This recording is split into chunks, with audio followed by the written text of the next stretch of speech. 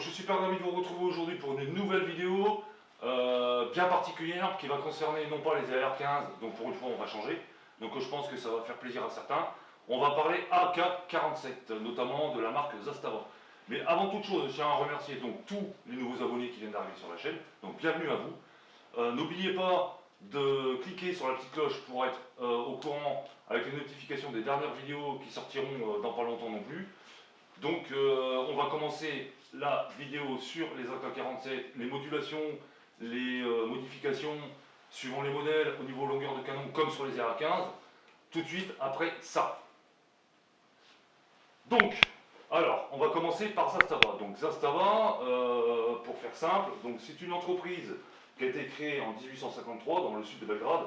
Donc elle est à l'origine de la fabrication de la mitrailleuse en 7.9 MR3 Sarac en 1954. En 1964, ils ont commencé le développement du PAP M59 semi-automatique, qui ensuite est passé donc en fusil automatique basé sur le système AK-47 modèle M67. En 1967, donc sur la base du modèle M67, le développement du fusil d'assaut Zastava M70 en 7,62 par 39, qui a été nommé l'année suivante par l'armée yougoslave et adopté en 1970. Donc on retrouve beaucoup de Zastava sur plateforme AK-47, donc en Irak, il y en a eu en Irak bien évidemment, en Afrique, un petit peu partout sur le globe, donc elle est quand même relativement réputée et on la trouve, je ne vais pas dire assez facilement, mais bon, on la trouve partout plutôt. Donc voilà, pour faire simple. Donc, alors, il y a plusieurs modèles. Donc, nous avons, pour les derniers modèles qui sont sortis, enfin les derniers modèles, les modèles les plus communs et qui sont récents, donc nous avons donc la Zastava modèle court, la C1, pardon, parce que je m'embrouille parce qu'il y a pas mal de références. Donc c'est la C1, donc la E3C1, donc c'est celle-ci, comme vous le voyez. Donc celle-là elle est géniale parce que là, question tactique, bon il n'y a pas mieux, hein. On est à peu près dans une configuration donc à R15, hein, donc comme vous voyez ici on a une crosse N4 donc A2, donc avec le tube tampon, hein, comme sur les AR15 bien évidemment. Donc à savoir que tous ces modèles-là, vous pouvez faire exactement la même chose que sur un AR15. Donc vous pouvez tout changer. Tout changer. Mais attention à une chose. Sur Zastava, vous remarquerez quelque chose qui diffère par rapport aux autres AK-47, donc par exemple les Saiga, tout ce qui est Radom, etc., etc. Regardez bien ce que je vous montre, ici vous avez trois trous devant, au niveau du garde-main avant. Sur une AK traditionnelle, donc Saiga ou toutes les autres marques, vous en avez que deux. Donc c'est-à-dire qu'en fait, il est beaucoup plus long. Donc cette partie-là qui est à changer, c'est extrêmement difficile de les avoir pour des Zastava. Je vais vous montrer ça après par rapport à une configuration que j'ai faite avec le modèle E3M05, donc j'ai complètement tout modifié. Toutes les pièces, vous ne pouvez les avoir quasiment qu'aux États-Unis. Et je peux vous garantir que déjà le délai il est long et il faut les trouver. Donc j'ai eu la chance de pouvoir les trouver donc, au Texas, mais c'est vraiment pas évident. Donc si vous vous lancez sur une modification sur une Zastava pour changer les garde-mains, ce que je conseille, parce que le garde-main, bon pour moi, voilà, bon, on est sur du polymère, oui d'accord, ok, mais c'est pas le top du top, donc c'est pas ce qu'il y a de mieux. En plus, bon, le rail il est moulé dedans, donc c'est pas ce qu'il y a de mieux. Bref, donc ça c'est une partie qui est à changer, c'est impératif pour moi pour un AK-47, parce qu'il faut que ça tienne la route. Donc ce sont des boîtiers en aluminium, aviation, garde-main, avec des rails Picatinny, soit ils sont déjà montés dessus, soit ils ne sont pas montés dessus, donc vous avez du M-Lock, du K-Mod, ou alors les deux. Donc je vais vous montrer ça juste après. Donc ça c'est une chose à savoir. Ensuite, vous avez les capots. Donc les capots. Alors là, ça pose un énorme problème. Si vous avez un AK-47 Zastava qui n'a pas le capot déjà, avec le rail Picatinny d'origine, Zastava je précise bien, parce que maintenant ils ont sorti ce modèle-là avec les capots d'origine fabriqués par Zastava, donc ce qui est une très bonne chose, hein, parce qu'ils sont aperçus qu'en fait ils avaient des problèmes à ce niveau-là pour pouvoir faire des adaptations. Donc j'en avais fait une, et je vous montrerai ça après, qui n'a pas fonctionné. Bon bref, ça, si vous avez un capot traditionnel, il va falloir prendre du Texas Weapon System. Pareil, c'est aux États-Unis. Bon, c'est pas donné, on va compter 300 $, à peu près, approximativement, et encore, il faut le trouver. Et en plus, il faut savoir l'adapter, parce qu'il y a un petit réglage à faire. Ça, je vais vous expliquer après tout ça. Donc restez bien tout au long de la vidéo, parce que je vais vous donner des petites astuces, et certaines explications si vous devez faire des modifications.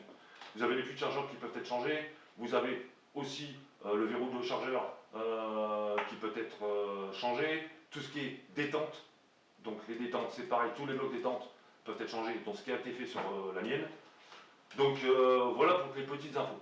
Donc là elle est équipée en vecteur optique, donc c'est pas ce qu'il y a de mieux, mais on va dire que c'est du standardisé et pour faire joujou ça tient la route, il n'y a pas de problème.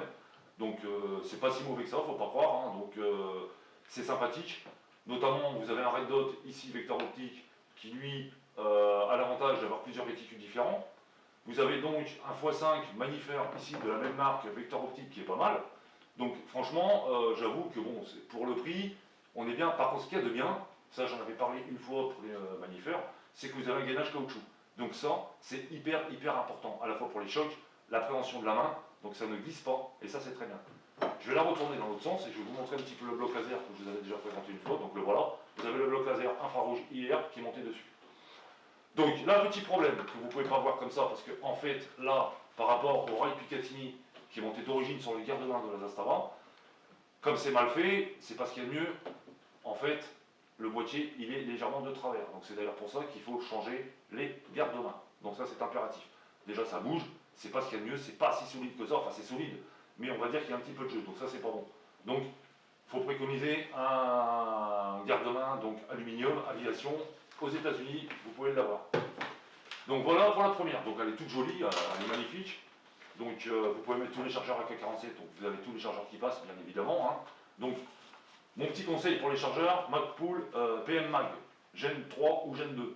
Alors les Gen 3, l'avantage que vous avez par rapport au Gen 2, c'est que sur les Gen 3, là j'en ai pas sorti, j'en ai, mais j'aurais dû en sortir, mais j'ai oublié. Vous avez une petite fenêtre transparente ici qui vous donne le nombre de munitions qui reste dans le chargeur. Donc ça c'est excellent.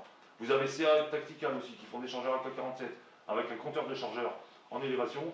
Vous avez sur l'arrière du chargeur le nombre de munitions qui vous reste. Donc ça c'est excellent avec un repère de couleur. Donc voilà pour les petites infos. Alors, AK-47 VS AR-15. Alors là, ça va être du compliqué. Alors, on va faire simple. La AK-47, donc tout modèle confondu, hein, que ce soit Zastava ou que ce soit autre, mis à part les chinoises. Alors, petit apartheid. Pour ce qui concerne les chinoises, n'oubliez jamais que ce sont des copies. Même si c'est de l'armement. Donc ça, je me suis quand même bien regardé sur les AK-47 depuis un bon bout de temps. Les AK-47 chinoises ne vaudront jamais les AK-47 Zastava, donc yougoslave, russes, libanaises. Les libanaises sont excellentes. J'en avais une dans les mains sur le plan régimentaire. Elles sont vraiment super bien faites. Donc si vous optez pour une version chinoise, vous allez vous retrouver avec des boîtiers de culasse en tôle emboutie. Et sincèrement, j'en ai vu une fois, c'est, excusez-moi l'expression, c'est de la daube. C'est vraiment pas ce qu'il y a de mieux. Bon bref, ça c'était pour la petite aparté et le conseil. Donc si vous devez partir sur une AK-47, il n'y a pas 50 solutions. Radom, Saiga ou Zastava. Après il y en a d'autres. Si vous avez une libanaise, si vous avez la chance de trouver une libanaise, bah, prenez-la, ça c'est un conseil. Les Turcs aussi, les AK-47 turcs, libanaises, il y en a tellement, c'est une arme, comme vous le savez aussi bien que moi, il y en a des millions dans le monde. Donc c'est une arme qui est réputée. Alors, la différence entre un AR-15 et un AK-47, elle n'est pas bien compliquée. La fiabilité, la solidité d'une AK-47, elle a été démontrée à maintes reprises. Que ce soit par temps sec, par temps africain, par temps arctique, etc. C'est-à-dire qu'en fait, cette arme-là, on peut en faire ce qu'on veut. On peut la traîner dans la boue, on peut ne pas la nettoyer pendant 3 semaines, un mois, ça fonctionnera. Elle a été faite uniquement pour ça. C'est-à-dire que là, vous la claquez par terre, vous roulez dessus avec un véhicule, ça partira quand même, il n'y a pas de souci. C'est une arme, c'est quasiment de l'indestructible, pour faire simple. Je vous conseille de regarder une vidéo qui se trouve sur internet, je vous mettrai peut-être le lien, mais ça c'est pas sûr, il faut que je le retrouve. Il y a un Américain qui teste les armes à bloc, donc jusqu'à la rupture, c'est-à-dire jusqu'à la destruction de l'arme. Donc il y a un test qui a été fait sur un Colt M4 d'origine, un Smith & Wesson Gen 2 Sport 2 et un AK-47. Alors, le Colt, pas compliqué. Je ne sais plus combien le nombre de munitions, le canon a claqué, le frein de boucher parti, donc terminé, fin de l'histoire. Le Smith & Wesson, rien, nada. Alors ça par contre moi j'ai été surpris, même lui il a été surpris parce que voilà, Smith & Wesson, c'est un modèle que vous allez trouver dans les alentours de 1000 euros, 1100 euros à peu près grosso modo. Ben, le canon il n'a pas bougé, enfin il n'a pas bougé. il n'a pas explosé, le frein de bouche n'est pas parti, il a juste, par rapport à la chauffe du canon, ce qui est normal, il s'est juste légèrement déformé. Donc, retenez bien ceci, ça c'est important, c'est un test qui a été fait. AK-47, il est allé au-delà, il a vidé tous les chargeurs qu'il y avait, c'est-à-dire chargeur camembert, tous les chargeurs, il y en avait au moins une trentaine, si ce n'est pas une cinquantaine de chargeurs, 30 coups. Il a fait que ça, rien, il n'y a rien qui a bougé. La seule chose qu'il y a eu, c'est que le canon s'est déformé, il a tapé un coup dessus, comme un gros bourrin, pour pouvoir redresser le canon, il a retiré et c'est reparti. Donc c'est pour vous dire. Donc AK-47, valeur sûre, au niveau de la fiabilité, ça c'est indéniable. L'inconvénient, c'est que vous n'aurez pas une précision accrue avec une AK-47 par rapport à un AR-15. Voilà la différence entre les deux. Donc un AR-15 c'est beaucoup plus précis, c'est mieux fini, c'est pas du tout la même chose sur le plan de la précision et de la balistique. Pour moi, c'est les deux détails qui sont importants. C'est une arme avec une puissance d'arrêt assez redoutable, puisqu'elle a déjà fait ses preuves bien évidemment à ce sujet-là. Vous avez aussi la AK-74 qui elle est en calibre 5,45 par 39. Donc à savoir que cette munition-là, la 5,45 par 39, est extrêmement crainte par les troupes qui sont en face en général quand ils ont affaire à ce genre de calibre. Si vous voulez vous performer dans la balistique, je vous conseille de faire de la balistique lésionnelle, donc comme son nom l'indique, hein, ou alors de poser la question à votre médecin de ce qu'il pense des blessures par balle ou par arme blanche. Il va vite vous répondre et je pense que vous allez être surpris. Donc, la balistique lésionnelle, c'est les dégâts que font les munitions, en général, sur un être vivant, notamment sur un être humain. Et je peux vous garantir que c'est pas du tout comme dans une console, on n'est pas dans un film de hier à l'américaine, série B. Ça n'a rien à voir. Donc ça c'est à prendre en compte. Donc retenez bien, une AK-74 qui est très difficile à trouver d'ailleurs, hein, j'ai failli en avoir une mais je l'ai loupée. C'est du 5,45 par 39 et c'est redoutable au niveau du calibre. Donc, les Astara ou AK-47 traditionnels, on peut les améliorer. Donc, alors par exemple, comme je vous disais tout à l'heure, vous avez un capot d'origine, donc sans Picatinny, rien du tout. Vous avez ce genre de rail, qui est une fabrication russe qu'on ne peut plus trouver, donc j'ai la chance de l'avoir encore, donc ça, bah, maintenant pour les avoir, eh ben, vous pouvez toujours vous lever de bonheur par rapport à ce qui se passe en Ukraine, donc c'est fini. Donc ça, c'est vraiment pas mal.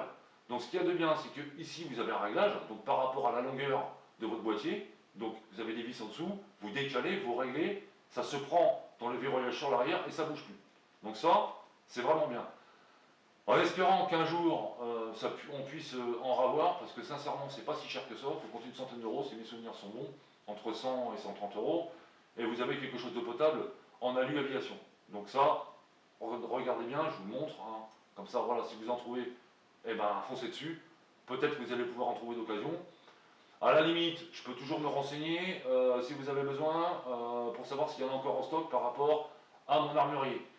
Ça va être moins sûr. Donc ça, à prendre en compte. Donc, adaptation Ray Picatinny, voilà comment ça se présente. Pour les gens qui ont des AK-47 sans Ray Picatinny au niveau du capot. Ensuite, autre différence sur Zastava par rapport à notre AK-47. Le sélecteur de tir, vachement important. Alors, vous remarquerez une chose, c'est que le sélecteur de tir, par rapport à une autre, donc là je vous montre sur, on va dire ça, c'est un sélecteur de tir tactique que je devais monter sur la mienne, mais c'est pas possible. Pourquoi? Donc ça, c'est fait pour l'AK-47 traditionnel, donc Salgog, Radom, etc., comme je vous ai expliqué. Si vous regardez bien, je les mets l'un à côté de l'autre, regardez bien où se trouve le verrouillage. Ici, sur la Zastava, on est ici, sur un AK normal. Ça veut dire quoi? Ça veut dire qu'en fait, ici, au niveau des chanfreinages, il se trouve là. Donc, pour une AK-47 normale, il va se trouver donc ici. Donc deux solutions possibles. Soit vous le faites chanfreiner. Bon, ça, un armurier peut le faire. Je parle bien d'un armurier, mais un bon armurier, parce qu'aller trouver un bon armurier maintenant, c'est pas évident, il n'y en a pas tant que ça. Donc soit vous faites faire un chanfreinage exactement en faisant monter la pièce. Donc ça pose pas de souci s'il sait le faire, il saura le faire, il a l'outillage pour ça. Donc ça, c'est pas vraiment gênant. Donc dans ces cas-là, vous pouvez le monter. Vous aurez peut-être une adaptation à faire à ce niveau-là, légèrement. Donc ça, c'est lui qui le fera. Et ça passe tout seul. Ça veut dire qu'à l'heure d'aujourd'hui, il n'existe pas, à ma connaissance, c'est introuvable. Les Russes avaient commencé à en faire mais évidemment maintenant, comme je vous ai expliqué tout à l'heure, on peut plus en trouver, des sélecteurs de tir, sûreté, tactique. Alors vous avez ça, la possibilité de faire une chose, c'est de prendre, par exemple, après c'est du bidouillage, hein, mais bon, si vous savez bien maîtriser la ferronnerie, ceux qui sont du métier, pour eux c'est pas un problème. Il suffit d'enlever cette partie-là en fait. Donc de la dessouder, de la couper, parce que c'est pas soudé, c'est riveté, de faire péter cette partie-là, et de la souder donc ici. Enfin la souder, la braser, de la braser ici. Donc ça c'est jouable. Quelqu'un qui sait bien le faire, qui sait bien braser, ça posera aucun problème. C'est une solution qui vous coûtera zéro, et c'est une très bonne alternative. Si c'est bien fait, si c'est propre, il n'y a aucun souci. Avec une peinture céracot par-dessus, on n'y verra rien, et ce sera aussi solide.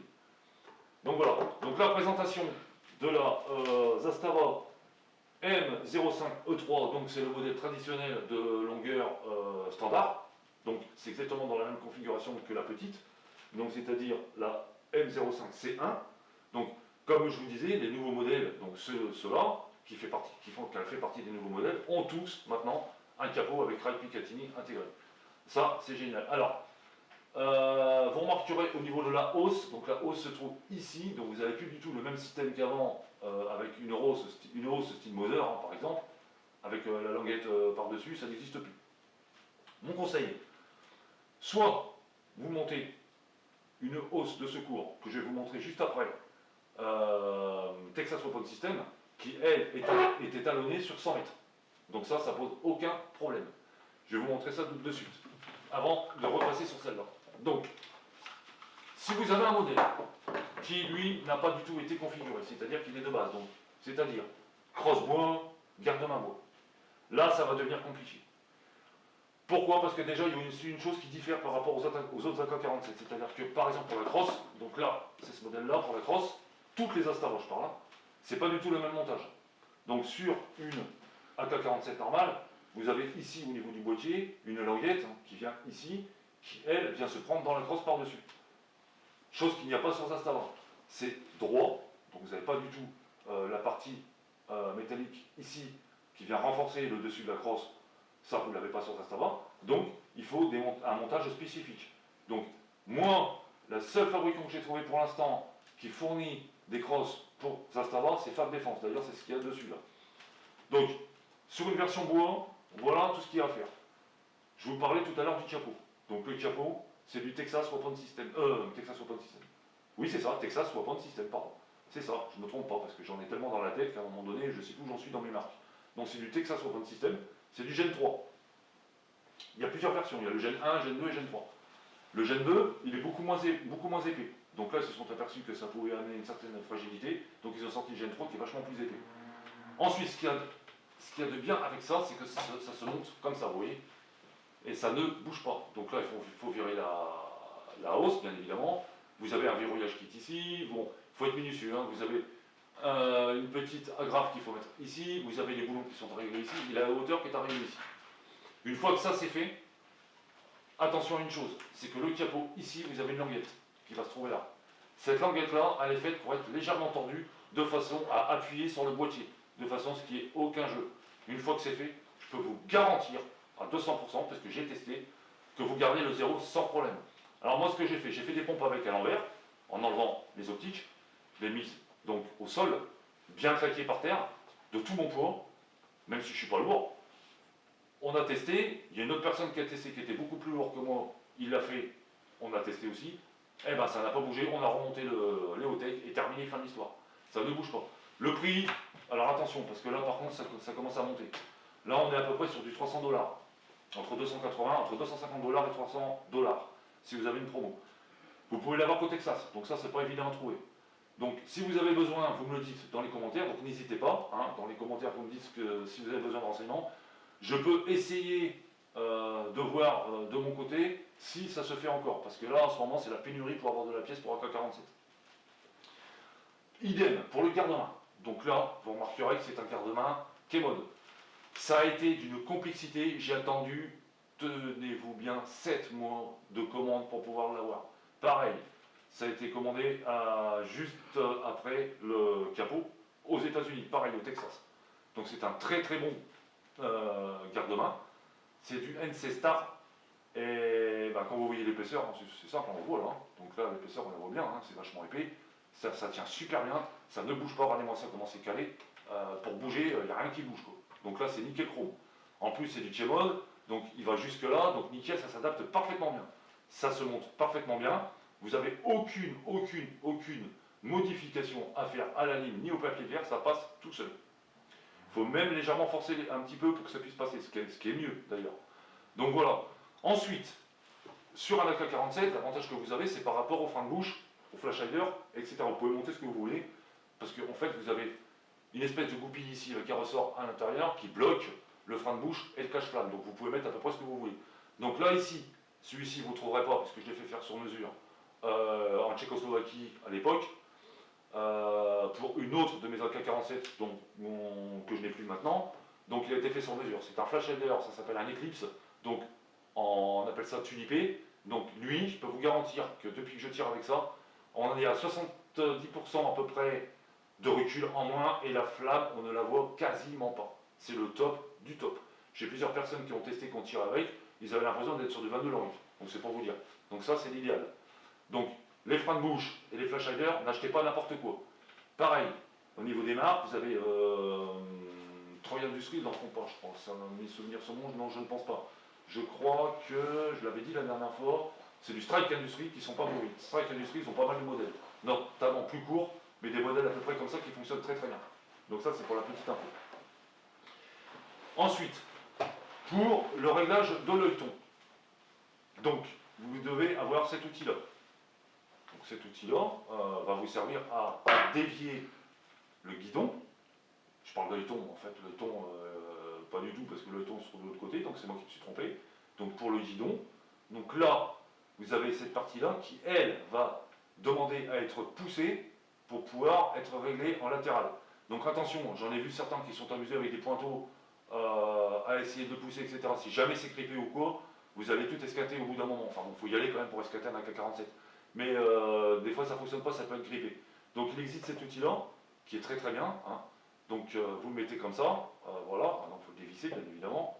Donc vous le dévissez. Donc je vais vous montrer ça de suite. Alors on va la poser, ce sera plus simple. Et il va falloir faire une pression simplement sur le réglage. Donc ça se met comme ça, vous voyez. Tac. Donc, je ne sais pas si on voit bien là. Donc voilà. Là on voit bien, donc nickel. Il suffit de serrer, et vous allez pouvoir dévier votre guidon, soit à gauche, soit à droite. Donc évidemment, là on est sur le côté gauche, donc pour le côté droit, évidemment on le retourne, et voilà. Donc c'est fait exprès, ça c'est l'idéal, je vous conseille de l'avoir. Ensuite, cette petite clé qui se trouve ici, va vous servir à régler la hauteur. Voilà, vous voyez, ça rentre tout seul, tac, tac, tac, et il suffit d'appuyer et de visser ou de dévisser pour pouvoir régler la hauteur du guidon. Donc ça, c'est à prendre en compte. Ça, vous l'avez pour une quarantaine d'euros sur Nature eBay, à peu près, peut-être même moins cher, j'en ai vu à 25, je crois que mes souvenirs sont bons, et je peux vous garantir que c'est costaud parce qu'il en a pris dans la figure déjà celui-là, il n'a jamais bougé. Alors, les sangles, on repart de sangles, et je sais, je fais beaucoup de vidéos sur les sangles parce que pour moi c'est une partie extrêmement importante. Pareil, évidemment, Ferroconcept, j'en avais parlé plus d'une fois, je vous conseille d'aller voir mes 2 vidéos à ce sujet. Je vous mettrai les liens dans la description pour ce qui concerne les sangles, parce que ça c'est un facteur à prendre en compte qui est extrêmement important. Donc là on est sur du Ferroconcept, donc évidemment montage Picatinny en K-mode, dégrafage rapide, comme vous pouvez le voir ici. Donc là on est sur du dégrafage rapide comme sur mes AR15, donc voilà, sur du QD, ça passe tout seul, et comme ça on est tranquille. Poignée Macpool, donc moi j'aime bien ces petites poignées là, semi-hauteur, pour moi elles sont très très bien, donc vous avez une très bonne prise en main, pour la prise C, il n'y a pas mieux. Donc là on est opérationnel à 200%. Chose qui a été changée dessus aussi, donc c'est pareil, pour l'avoir c'est du russe, c'est le puits de chargeur. Donc il n'a pas été changé, il a été rajouté, c'est un rajout puits de chargeur tactique pour avoir une meilleure sensation au niveau de la charge. Donc ça, c'est le top du top. Donc, dernière petite chose, donc VISM, j'en ai parlé la dernière fois, donc voilà un petit engin qui est pas mal. C'est une lampe VISM intégrée dans une poignée que vous pouvez mettre sur n'importe quelle arme AR-15 et notamment AK-47. Donc c'est génial parce qu'en fait, il y a une super bonne prise en main. Vous pouvez faire un éclairage simultané, vous pouvez faire un éclairage direct. Vous avez une bonne prise en main, vous pouvez vous en servir aussi pour faire un appui. Franchement, c'est pas mal et c'est hyper costaud. Donc ça, je vous le conseille. VISM. Et ça éclaire super bien. Je sais plus combien de lumens, je crois qu'on a 600 lumens. Voilà. Ensuite, pour la Zastava standard. Donc on est sur un vecteur optique en LPVO. Donc c'est pas mal, ça marche très très bien. Donc on va dire que pour le standard, pour débuter, c'est excellent. Par contre là, le montage, il n'est pas bon. Donc ça va passer certainement sur du monobloc, bien évidemment. Parce que ça, c'est un montage fait pour du 22 Lorif en général. C'est pas des bons montages. Donc comme je dis toujours, monobloc, basta. Faut pas chercher à comprendre. Pour la rigidité. Donc déjà, ça vous amène une certaine précision au niveau de la rigidité, il ne faut pas que ça bouge. Ensuite, les poignées, vous pouvez les changer. Donc c'est un tactical, c'est très difficile à avoir. Et là, vous remarquerez aussi qu'il y a un verrou de chargeur tactique. Donc ça tient très bien. C'est du polymère, ça vaut pas cher. La preuve, vous voyez, le chargeur il s'enlève tout seul. Donc ça va tout seul. Donc ça, c'est le top du top. Si vous bien rentrer, voilà. Donc là, on est OK. Donc, les amis, je referai une autre vidéo sur les AK-47. Là, c'était une présentation globale au niveau des Zastava. Donc, dites-vous bien une chose, c'est que la configuration d'une Zastava et des améliorations sur une Zastava, c'est pas si évident. Donc, il y a beaucoup de choses qui existent, mais c'est surtout aux États-Unis. En France, on a beaucoup de mal à en avoir. Donc, si vous voulez vous aventurer sur un AK-47, prenez bien ça en compte. Surtout sur les Zastava. Donc, les crosses, c'est spécifique à Zastava. Les sûretés sélecteurs spécifiques à Zastava. Garde-main spécifique à Zastava. Et si vous devez monter un Picatinny, donc au niveau du capot, c'est pareil, c'est spécifique. Donc voilà les amis, donc je vous remercie d'avoir regardé la vidéo jusqu'au bout pour ceux qui l'ont fait parce que c'est important pour moi. N'hésitez pas à liker, n'hésitez pas à me donner votre avis et à mettre des commentaires. Si vous avez besoin d'enseignements, je suis là pour ça, je réponds entre 2 jours et une semaine, en général c'est assez rapide. Donc suivez bien la chaîne, il y aura d'autres vidéos qui concernent les AK-47 dans pas longtemps. Donc les amis, je vous remercie beaucoup et je vous dis donc à la prochaine fois. Au revoir.